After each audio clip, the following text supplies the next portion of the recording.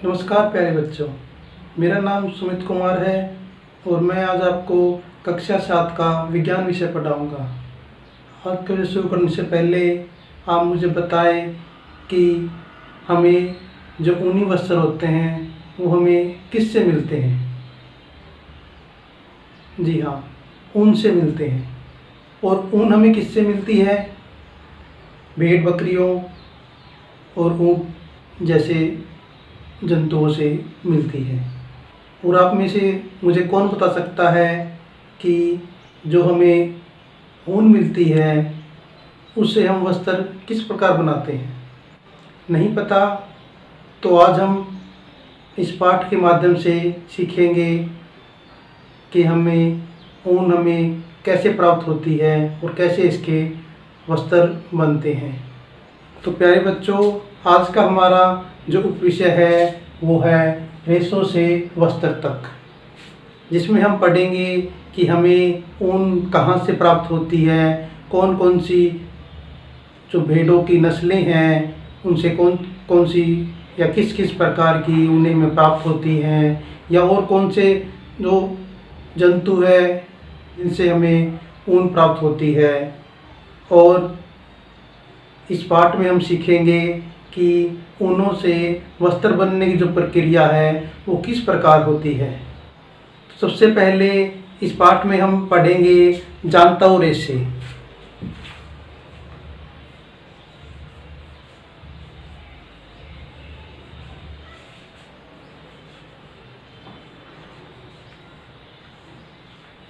जांतव रेशे, इसका अर्थ ये हुआ कि जो रेशे हमें जंतुओं से प्राप्त होते हैं उन्हें हम जांतव रेशे कहते हैं। जो हमारे पास ये जो रेशे होते हैं इसको हम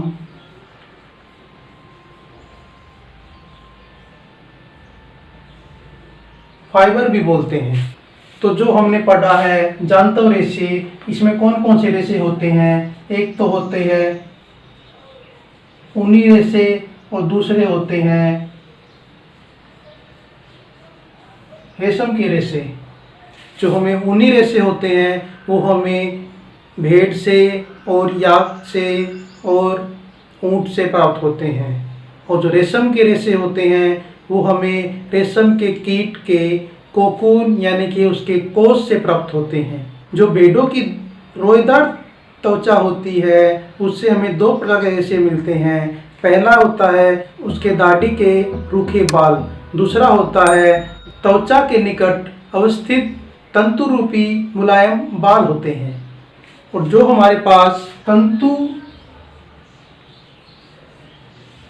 रूपी मुलायम बाल होते हैं, इनसे हमें क्या मिलती है? कर्तित ऊन मिलती है। क्या मिलती है? कर्तित ऊन मिलती है इनसे हमें।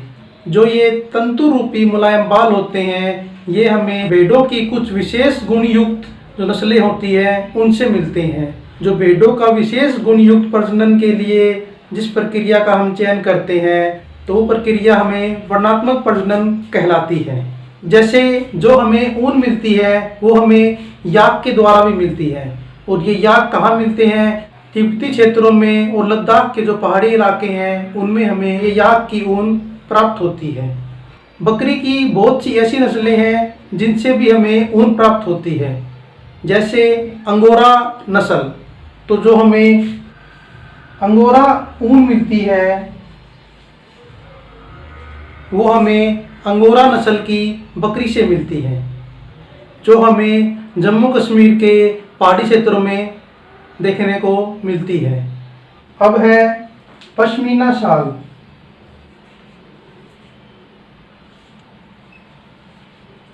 पश्मीना शोले, ये हमें कैसे मिलती है? जो कश्मीरी बकरी की त्वचा के निकट मुलायम बाल होते हैं जिन्हें बर कहते हैं, और उन बर से एक बेहतरीन शोले बनाई जाती है, और उन्हीं शोलों को हम पश्मीना शोले कहते हैं। और हमें जो ऊन प्राप्त होती है वो हमें ऊँट से भी प्राप्त होती है। और भारत के अलावा कई अन्य देश हैं जहाँ पे कुछ अलग प्रकार के जो जंतु होते हैं उनसे भी हमें ऊन प्राप्त होती है। जैसे कि दक्षिण अमेरिका में एक जंतु होता है लामा, और एक होता है एल्पेका, से भी ऊन की प्राप्ति होती है। अब हम जानेंगे भेड़ों का पालन और प्रजनन कैसे होता है। जो भेड़ें होती हैं वो एक शाकाहारी जंतु है जो सिर्फ घास पत्तियाँ खाती है, और उनके साथ साथ जो उनको पालते हैं वो उन्हें दाल, मक्का, बाजरा या जो खल होती है वो भी उनको खिलाते हैं। और जो सर्दियों के मौसम आते हैं तब उन्हें घरों के अंदर बांधा जाता है, जिससे कि उन्हें ठंड से बचाया जा सके, और साथ में उनको पत्तियाँ, अनाज और सूखा चारा उनको खिलाया जाता है। जैसे हम ज़्यादातर देखते हैं कि जो गडरिये होते हैं वो, आपने देखा होगा कि पूरे भेड़ों के एक झुंड को लेकर चलते हैं, और जहाँ जहाँ पे हरे छोटे पेड़ पौधे हैं वहाँ पर उनको चराया जाता है, ताकि वो जो भेड़ें हैं वो हरी पत्तियाँ खाकर अपना पेट भर सके। और जब उनकी खाल पर जो बाल हैं वो अत्यधिक मात्रा में हो जाते हैं या बाल और बड़े बड़े हो जाते हैं, तब उनको काट कर अलग किया जाता है। जैसे कि हम बाल कटवाते हैं नाई की दुकान पर जाकर, और जैसे वो मशीन से हमारे बाल काटता है तो हमें जैसे दर्द नहीं होता है, ऐसे ही भेड़ों के बाल भी मशीनों से उतारे जाते हैं। लेकिन उन बालों के साथ साथ उनकी एक हल्की सी खाल की परत भी उतारी जाती है, और इस परत उतारने में उनको ज़्यादा तकलीफ नहीं होती है, क्योंकि जो हमारी ऊपरी त्वचा होती है वो मृत कोशिकाओं से बनी होती है, जिस पे हमें दर्द का आभास न के बराबर होता है। अब हम पढ़ेंगे भेड़ों की कुछ जो भारतीय नस्लें हैं वो कौन कौन सी है। पहली नस्ल है लोही। लोही से हमें अच्छी गुणवत्ता की ऊनें मिलती हैं, और यह प्राय हमारे जो पड़ोसी राज्य हैं जैसे राजस्थान हुआ, पंजाब हुआ, इनमें पाई जाती है। अगली नस्ल है रामपुर बुशायर। इनसे हमें किस प्रकार की ऊन प्राप्त होती है? इनसे हमें भूरी ऊन प्राप्त होती है, और ये भी हमारे पड़ोसी राज्य जैसे यूपी है और हिमाचल प्रदेश है, इनमें पाई जाती है। अगली नस्ल है नाली, या जिसे नली भी कहते हैं।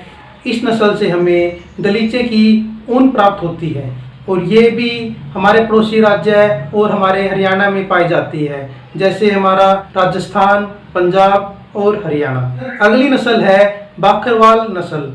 इस नस्ल से हमें ऊनी शोलें मिलती हैं, और जो ये नस्ल है हमें जम्मू कश्मीर में पाई जाती है। अगली नस्ल है मारवाड़ी नस्ल। इससे हमें क्या मिलता है? इससे हमें मोटी ऊन मिलती है, और ये नस्ल हमें गुजरात के इलाकों में पाई जाती है। अगली है पाटनवाड़ी नस्ल। इस नस्ल से हमें होजरी के लिए ऊन मिलती है, और यह नस्ल भी हमें गुजरात में पाई जाती है। अब हम पढ़ेंगे रेशों से ऊन में संसाधित करना। किस प्रकार करेंगे? इसके कई चरण होते हैं, जिसके अंदर हम ऊन को अलग अलग प्रक्रिया से गुजारते हैं, और तब हमें जाकर स्वेटरों के लिए ऊन प्राप्त होती है। प्रक्रिया ये किस प्रकार होती है? पहले हम ऊन की कटाई करते हैं, फिर ये आगे ये प्रक्रिया अभिमार्जन होती है, फिर छटाई कहलाती है, फिर बर की छटाई होती है, फिर रंगाई होती है, फिर रीलिंग होती है। जो हम रेशों से ऊन में जो संसाधित करते हैं वो किस प्रकार करते हैं? सबसे पहले हम जो भेड़ होती है या जो बकरियां होती है उनके बालों की कटाई करते हैं, उनके जो बाल उतार लिए जाते हैं, और फिर हम उनको अभिमार्जन विधि के द्वारा क्या करते हैं कि एक बड़ा सा टब लिया या मशीनों द्वारा उसको पानी से धुलते हैं। जिससे क्या होगा? जिससे जो वो बाल हैं उनमें धूल है या गर्द है या और कोई चिकनाई है वो निकल जाती है। इस प्रक्रिया को क्या कहते हैं हम? अभिमार्जन। फिर उसके बाद क्या होता है? छटाई होती है। जब अभिमार्जन हो जाता है, जो ऊन हमने काटी थी उसकी हम धुलाई कर लेते हैं। उसके बाद उसमें से हम छटाई करते हैं कि जो बड़े रेशे हैं उनको अलग करते हैं, जो छोटे रेशे हैं उनको अलग करते हैं। सबसे पहले हम जो बालों के जो रेशे होते हैं, जो छोटे छोटे कोमल और फूले हुए होते हैं। जैसे हम स्वेटर पहनते हैं, स्वेटर पे जो छोटे छोटे रेशे निकल आते हैं, वैसे उस प्रकार के रेशे हम उससे अलग कर लेते हैं। और जो बाकी जो साफ ऊन जो बची है और जो हमें रोएदार रेशे जो बचे हैं, उनको हम आगे कारखानों में भेज देते हैं। और फिर जब ये प्रक्रिया अभिमार्जन होकर छटाई हो गई, उसके बाद हम उसमें बर की छटाई करते हैं। जो बर होते हैं उनसे हम वस्त्र बनाते हैं, और बर के अलावा जो बच गया, जो बड़े बड़े रेशे हैं, उनसे हम ऊन बनाते हैं। और उसके बाद क्या होता है कि उसकी रंगाई होती है। जैसे आपने देखा होगा, सामान्यतः जो हमें जंतुओं से ऊन मिलती है वो प्राय या तो काली होती है, या फिर सफ़ेद होती है, या फिर भूरी होती है। तो इसलिए जब आप देखते हो कि आपकी जो सर्दियों की जो स्वेटर होती हैं वो अलग अलग रंगों की होती है, तो वो हमें किस पर मिलती है, तो हम उनकी रंगाई करते हैं, उसमें अलग अलग कलर मिलाकर उनको अलग अलग रंग दे देते हैं। और फिर हम उनकी रीलिंग करते हैं, मतलब कि जब वो रेशे हमने आगे भेजे हैं, रंगाई होने के बाद रेशों को सीधा सुलाया जाता है और फिर उसको लपेटकर हम धागा बनाते हैं। जो लंबे रेशे हैं उनको हम काट कर तो स्वेटर में जो ऊन लगती है वो ऊन तैयार होती है, और जो छोटे रेशे बच जाते हैं उनको हम काट कर ऊनी वस्त्र बनाते हैं। और जब ये सारी प्रक्रिया होती है, इनके अंदर एक समस्या भी उत्पन्न हो जाती कई बार, जिसे हम व्यावसायिक संकट कहते हैं। व्यावसायिक संकट क्या होता है कि जैसे हम भेड़ों से ऊन की कटाई करते हैं, विभाजन करते हैं, इनकी छटाई करते हैं, तो इनसे क्या होता है, एक एंथ्रेक्स नामक जीवाणु होता है जिससे रक्त रोग हो जाता है। तो जो ये एंथ्रेक्स जीवाणु होता है, इससे कौन सा रोग होता है, इससे सोटरस रोग हो जाता है, जिससे कारीगरों को बहुत ही जोखिम उठाना पड़ता है।